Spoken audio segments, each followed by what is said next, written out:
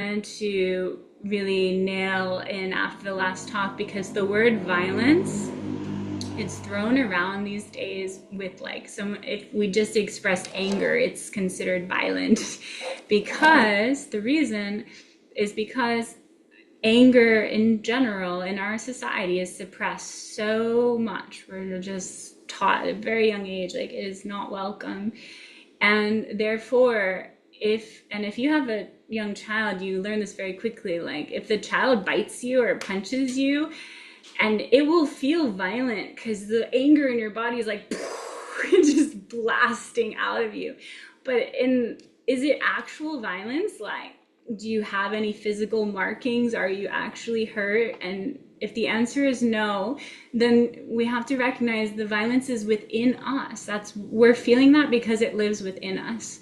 So someone having an episode is very much like a child, and they very much might do this or kick or I don't know, maybe bite, whatever. But if they're not like taking like glass and throwing at your head or a baseball bat or something where they're actually trying to hurt you, then I think it's very important to separate what we define as violence, because we're in a culture where we just do this and it's violent because of what I just said. And if we look at a child who does that, we would not take that child and shoot them up with poison and chain them to a bed for days. We'd be like, no, that child is expressing energy. Hopefully we understand that they're expressing energy, whether it's in the field, whether it's mine, whether it's theirs. I mean, a really good example of this I like to use is my daughter, because she never went around hitting people or biting people or anything like that. 2 times during her toddlerhood, one time she bit me and one time she smacked me in the face. And both of those times that she did that, I was feeling angry before she did it. Okay, so it was like I was feeling angry about something, and then out of nowhere she goes, so I had this awareness that, oh, she felt my anger and needed it to express it because it's in the field. And if I'm not going to express it, she's going to express it for me. So this is the same way that we can view these people that are having these episodes. And it's really hard for some of us to understand or hear, but that is very often what's happening. Like and this is, again, from myself having the experience, I can say that I was in a very childlike space. I felt nothing but love, like bursting out of my heart for everyone and everything. And yet, like I said, with some people, I kicked them.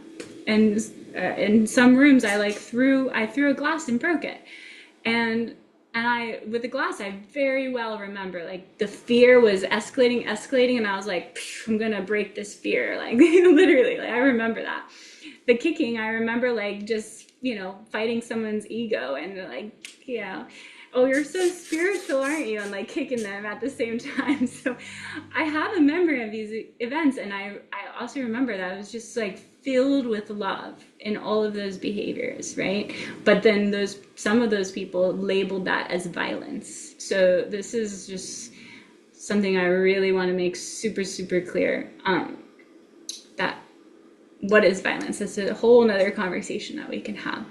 But everything I've learned is through working with children, and of course through having these experiences myself in psychosis. I'm not a professional, so of course, take what resonates, leave the rest. If you want to follow professionals, probably on the wrong call.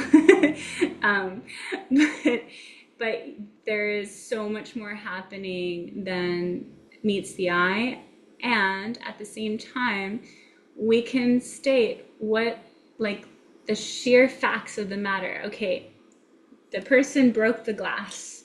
That's what actually happened. The person was violent. That's an interpretation of what breaking a glass means. It means violence. I'm sure with good reason. There was probably some reason that was really scary, and I don't want to, write that off. It's a scary thing. But is it violence? That's up for interpretation. Okay.